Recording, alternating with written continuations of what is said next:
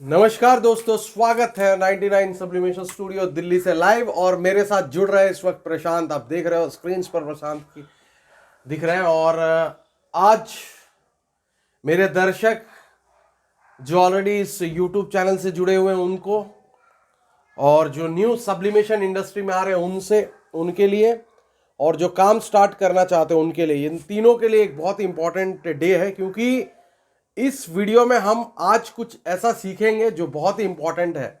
बहुत सारे लोग इस बिजनेस को स्टार्ट करते हैं, उनको प्रॉब्लम्स 3D मशीन से क्या क्या होता है, प्रशांत जी से हम सुनेंगे। प्रशांत जी, स्वागत है आपका 99 सब्लिमेशन स्टूडियो दिल्ली में। बिल्कुल सर, तो प्रशांत जी, स्वागत है आपका 99 सब्लिमेशन स्टूडियो दिल्ली में। जी बिल्कुल सर। तो आप मुझे आज इस वीडियो में व्यूवर्स को क्या आप ब्रीफ करेंगे प्रोडक्ट का? प्रोडक्ट हमारा है 3D ST3042, हमारी एक मशीन है।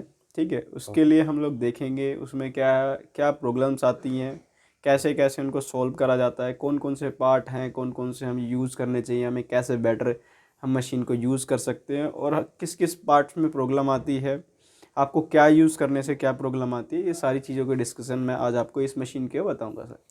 तो दोस्तों, प्रशांत जुड़ चुके हैं हमारे साथ, और आपका सवाल मैंने लिया है। काफ़ी सारे लोगों ने मुझे ना व्हाट्सएप में कमेंट किया था कि सर इसके ऊपर एक वीडियो बनाए, तो उसी के मुताबिक मैं इस वीडियो को बना रहा हूँ। तो सबसे पहले Prashant ji A to Z दिखाइएगा viewers को, ठीक है? जी 3D मशीन में क्या क्या दिक्कत होता है, क्या होता है। बिल्कुल सर। तो आप प्रीमियम स्टार्ट करिए, आप बताइए पूरा A to Z क्या क्या होता है, कैसा कैसा होता है सबसे पहले 3D मशीन में। देखो, इसके बारे में सबसे पहले बता दूं, ये जो मॉडल नंबर है ST3042।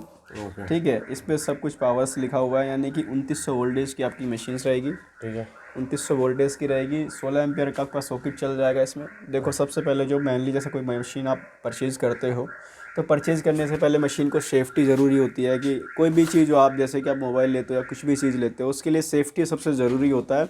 तो इसलिए सबसे पहले अपनी मशीन के लिए सेफ्टी आपको ज़रूरी रखनी है। ठीक है, या तो आप स्टेबलाइज़र से काम कर सकते हो। अगर जो स्टेबलाइज़र के लिए आपके पास इतने बजट नहीं है, तो आप एक काम और कर सकते हो, अब आप MCB ले सकते हो। MCB से क्या करोगे, जैसे आपने नया मशीन लिया है, नया मशीन आपने ले लिया, परचेज़ कर लिया, तो लोग आपको गाइड नहीं करते हैं कि भाई आपको कैसे यूज़ करना है, कौन से प्लग में लगाना है, कितने किलोवाट की मशीन है, ये कुछ नहीं बताते हैं कोई। तो इसके लिए मैं बता दूं आपको, ये 2900 वोल्टेज की मशीन है, यानी कि तीन किलोवाट की मशीन।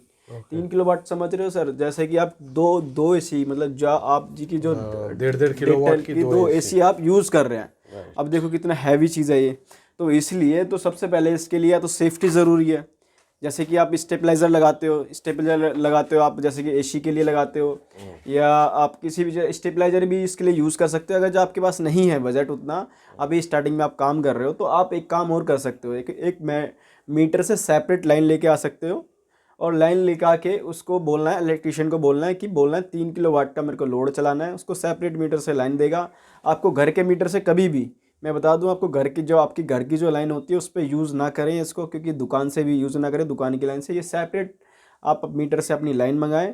फिर उसके बाद क्या करें, उसके एक MCB लगाएं, जिससे कि अगर जो आपकी कोई मशीन में कोई शॉर्ट सर्किट या कुछ भी कोई भी प्रॉब्लम आती है, तो आपकी MCB ट्रिप हो जाए। तो इसलिए कि आपकी मशीन भी बच जाए, MCB फूक जाएगी, कोई प्रॉब्लम नहीं है, उसमें ट्रिप भी हो जाएगी, आपको कोई दिक्कत आती है तो।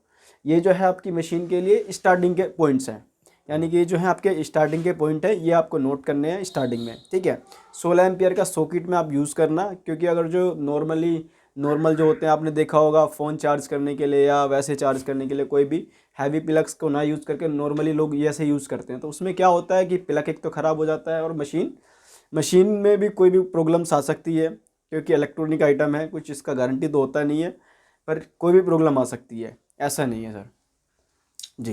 मेरा और एक सवाल है। बहुत सारे व्यूवर्स जो हमें कॉल करके बोलते हैं, सर वुडन मोल्ड्स दे दीजिए, वुडन मोल्ड्स। और आपको मालूम है हम लोग वुडन मोल्ड्स नहीं बेचते हैं, तो आप मेटल मोल्ड्स और वुडन मोल्ड्स का थोड़ा डिफरेंस बताएंगे। वुडन मोल्ड्स में क्या प्रॉब्लम होता है? एक प्रॉब्लम जो हमने अभी कस्टमर से बात किया था, जो हम लोग लाए थे, बिल्कुल वो सर, कस्टमर दे दिया था, वो कहीं से ले लिया था। बिल्कुल सर, बिल्कुल। देखो, सबसे पहले तो मेरा कहने का मतलब ये है, देखो, आपको वुडन मोल्ड बिल्कुल यूज़ नहीं करना है।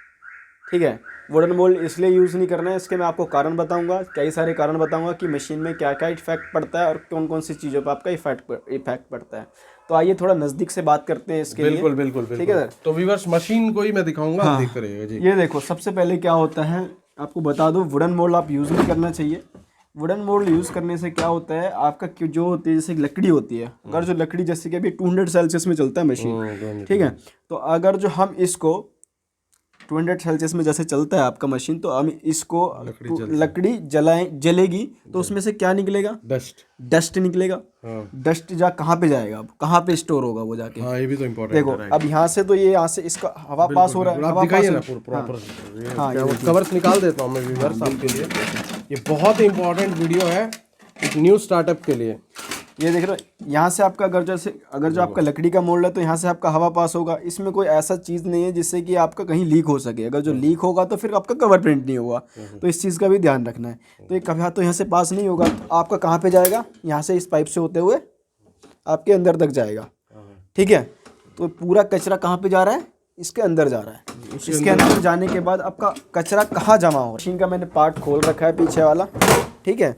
ये जो है आपका पिछला वाला पूरा पार्ट रहेगा। इसमें देख सकते हो अब ये जो जिसकी बात की थी कचरे की, वो कचरा या तो फिर पहले होगा, ये जो पाइप आ रहा है अंदर से आ रहा है, ये जो कचरा होगा यहाँ पे जमा होगा। अब ये देख सकते हो इसमें कितना कचरा जमा हुआ है, समझ रहे हो। जो भी मैं लकड़ी वाले मोल्ड बिल्कुल यूज़ नहीं करता, फिर भी मेटल वाले, क्योंकि जो हम पेपर भी यूज़ करते हैं उसमें से मॉइस्चर्स निकलते हैं जिससे कि पानी बन जाता है, वो जो इंक जो पानी बन जाता है यहाँ के स्टोर हो जाता है। तो इसमें फ़िल्टर दिया गया है जिससे कि आपको फ़िल्टर कर दे, उसको यहीं पे स्टोर कर ले। एक चीज़ तो यहाँ पे, एक चीज़ ये ख़राब होने का आपका खतरा रहता है वुडन मोल्ड से, ठीक है। वुडन मोल्ड खतरा होने के बाद उसके बाद आता है आपका सोलेनॉइड वाल्व, यानी कि ये जो है आपका सोलेनॉइड वाल्व है, सोलेनॉइड वाल्व, हाँ वाल्व। यानी कि ये जो है आपका क्या करेगा, लकड़ी का मोल्ड यूज़ करोगे उसमें क्या करेगा, ये सिर्फ हवा को रोकता है और आता है, मैग्नेट बनाता है। जैसे कि आपने देखा होगा मैग्नेट,